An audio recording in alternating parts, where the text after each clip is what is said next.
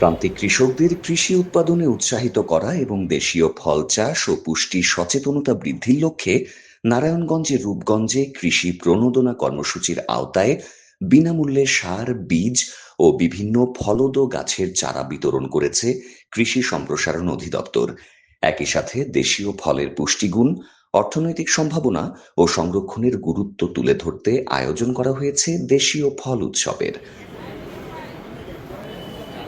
মঙ্গলবার দুপুরে রূপগঞ্জ উপজেলা অডিটোরিয়ামে আয়োজিত অনুষ্ঠানে সরকারের কৃষি প্রণোদনা কর্মসূচির আওতায় শতাধিক প্রান্তিক কৃষকের হাতে সার, বীজ ও বিভিন্ন ফলদ গাছের চারা তুলে দেয়া হয়। অনুষ্ঠানে দেশীয় বিভিন্ন জাতের ফল প্রদর্শন করা হয় এবং ফল ভিত্তিক পুষ্টি সম্পর্কে কৃষকদের সচেতন করতে বিশেষ উদ্যোগ নেওয়া হয়। অনুষ্ঠানে প্রধান অতিথি হিসেবে উপস্থিত ছিলেন রূপগঞ্জ উপজেলা নির্বাহী কর্মকর্তা সাইফুল ইসলাম জয়।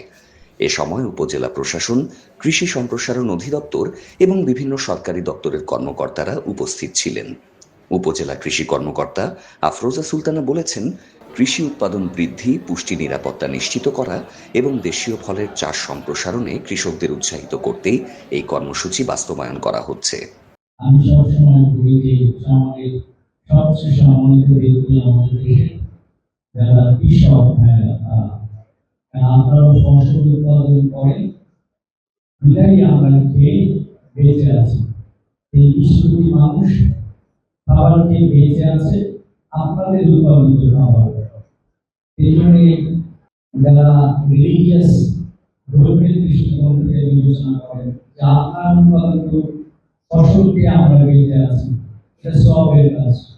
সংশ্লিষ্টরা জানিয়েছেন, কৃষি প্রণোদনা ও দেশীয় ফল উৎসবের মতো এই ধরনের কার্যক্রম কৃষকদের আধুনিক ও বহুমুখী কৃষি চর্চায় উৎসাহিত করার পাশাপাশি নিরাপদ খাদ্য উৎপাদন এবং পরিবেশ সংরক্ষণেও ইতিবাচক ভূমিকা রাখবে।